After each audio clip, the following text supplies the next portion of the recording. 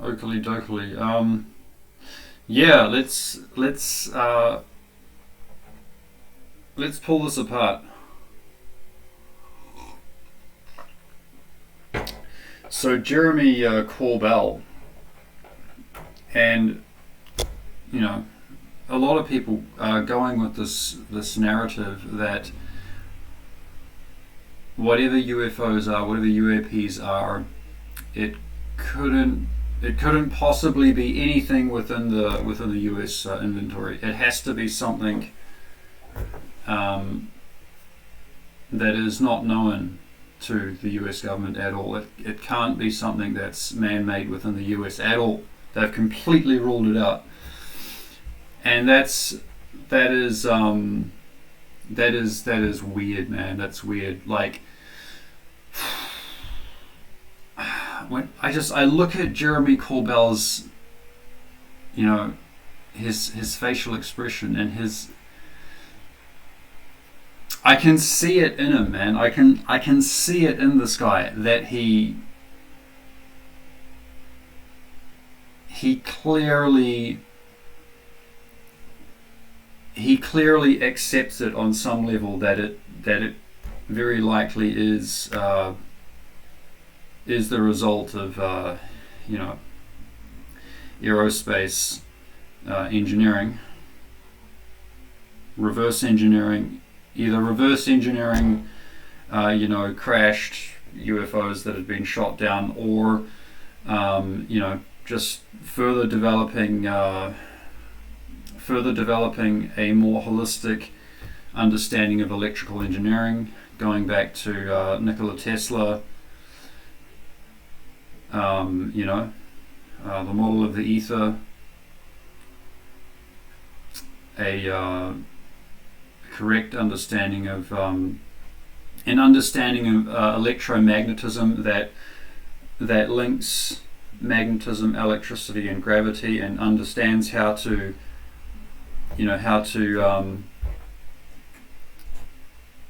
manipulate all those, how to transition between those. I mean, surely this guy realizes this on some level. Why is he so determined to push this narrative that it couldn't possibly be anything within the US inventory?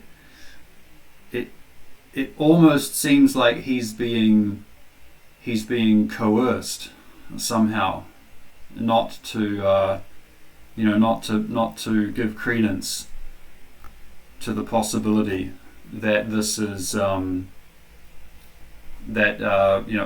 of these UAPs, at least, obviously, some of them may be of extraterrestrial origin, but he's, it seems like he's being coerced into not giving credence to the very likely possibility that many UFOs are the result of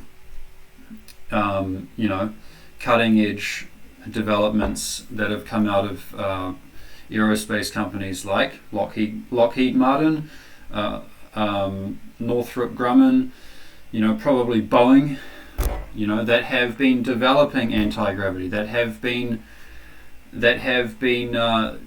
developing field theory, field propulsion, according to electrical principles which embody the understanding of the ether and how it relates, and how you control these natural forces.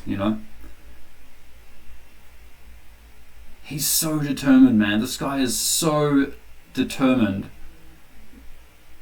not to say this.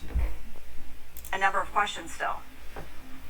Yeah, I mean, it's great that it leaves us asking a number of questions. Here's the point. The United States government has admitted, finally, that UFOs are real. They're advanced aerospace craft that are moving with impunity through our restricted airspace. The biggest thing that was leaked out about the report that's coming this month is that these are not advanced U.S. technologies. So that takes off of the table. Yeah, but according to who? According to what level of intelligence. You see, this is according to the level of intelligence that is like, so we've got the civilian level, and then we've got the whatever the next level of secrecy is above that, or a buffer zone, and then the next level of secrecy, and he's just acting like there's no other levels above that, and it's just the very surface layer of intelligence that's saying, oh, couldn't possibly be anything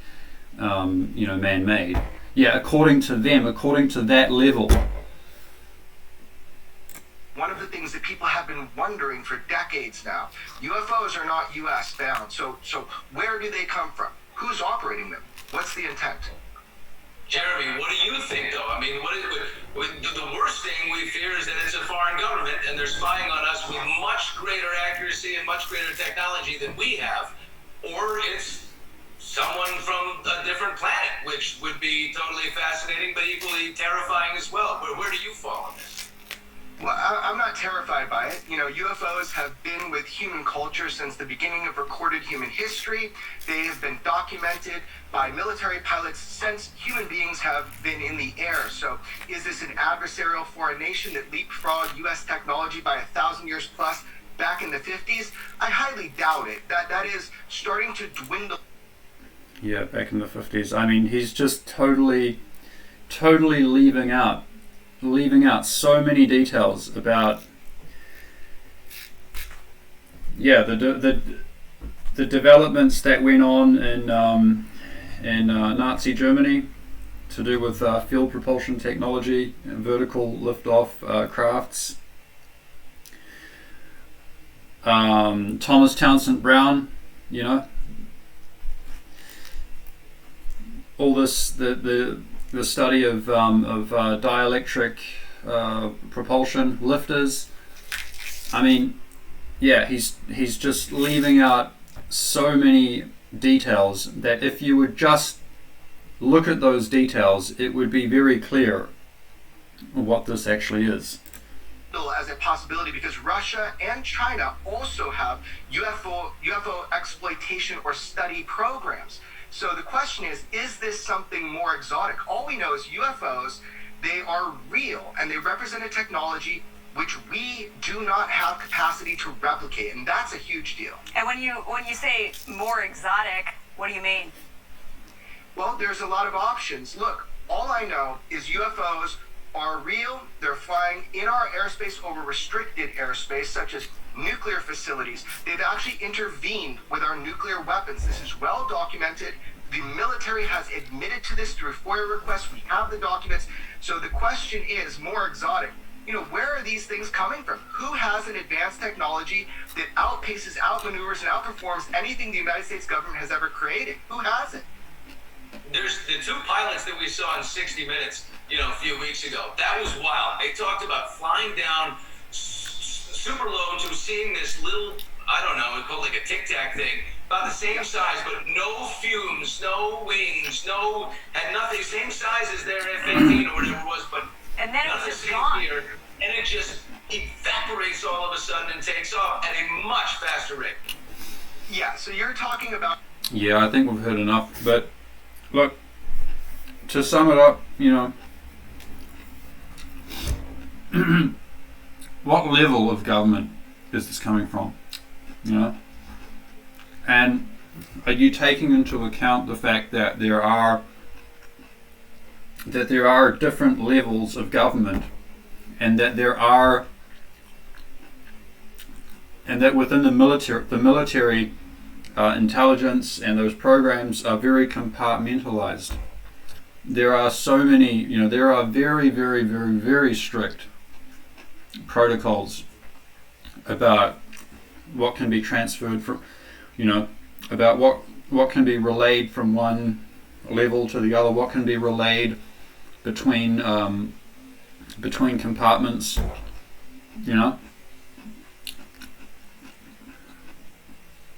It's very, very clear, at the very least, that there is so much more to this, that there are so many more details to this about the structure about the compartmentalized structure and the nature of these of the military intelligence, of all these corporations and the different levels of intelligence within the government.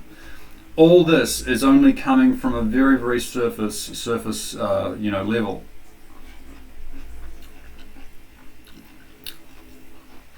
So yeah, I hope this helps, and I really hope that something happens in the world that that forces us to look into this, and to dig deeper into some of these other details.